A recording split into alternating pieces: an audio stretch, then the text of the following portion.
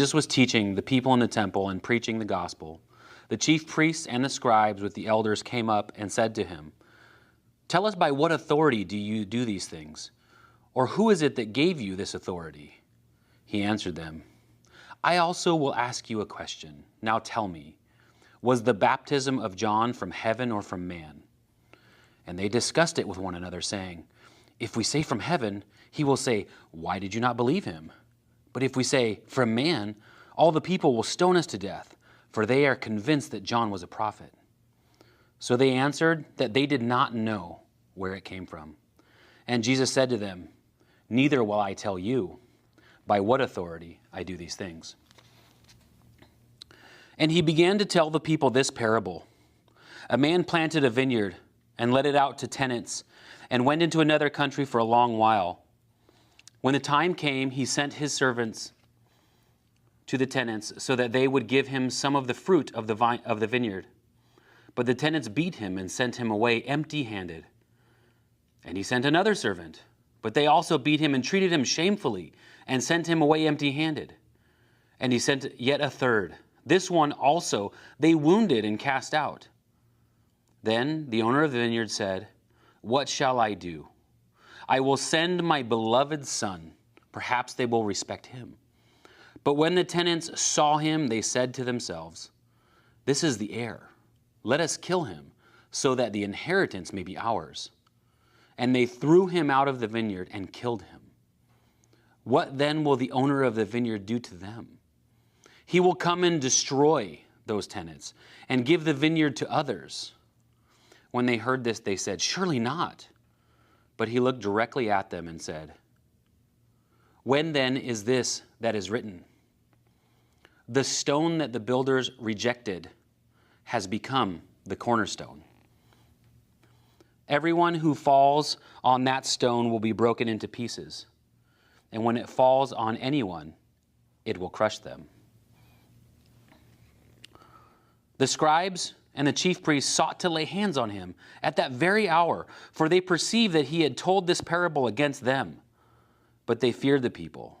So they watched him and sent spies who pretended to be sincere, that they might catch him in something he said, so as to deliver him up to the authority and jurisdiction of the governor. So they asked him, "Teacher, we know that you speak and teach rightly, and show no partiality, but truly teach the way of God. Is it lawful for us to give tribute to Caesar or not?" But he perceived their craftiness and said to them, "Show me a denarius. Whose likeness and inscription does it have?" They said, "Caesar's." He said to them, "Then render to Caesar the things that are Caesar's, and to God the things that are God's."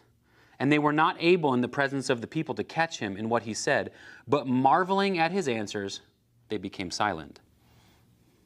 There came to him some Sadducees, those who deny that there is a resurrection.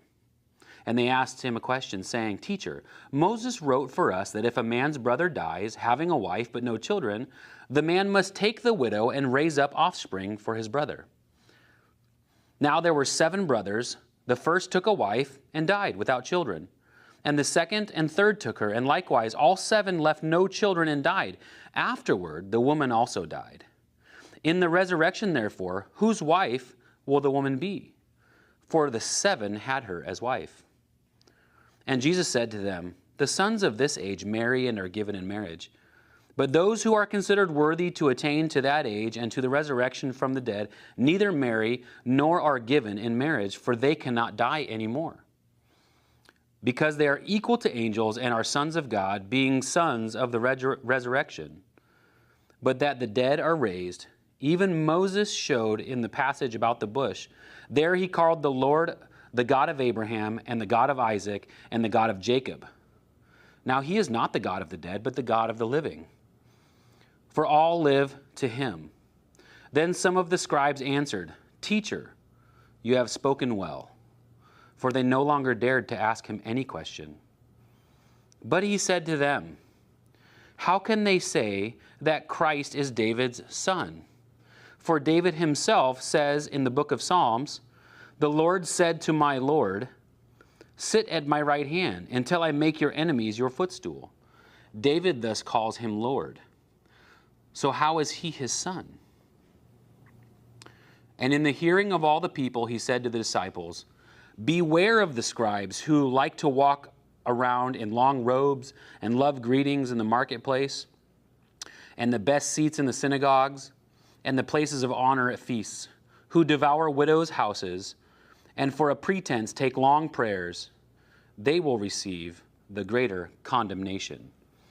Now, chapter 20 of Luke offers us a couple insights into what Jesus was facing with the religious leaders of the day.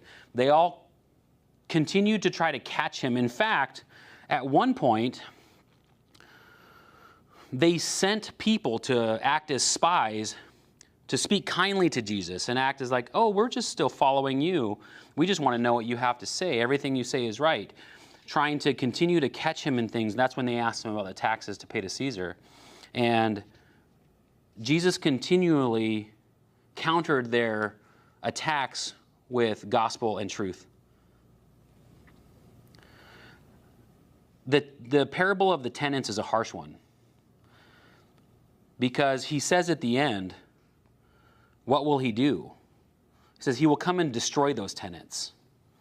Jesus is constantly trying to come to you and give you peace and give you salvation.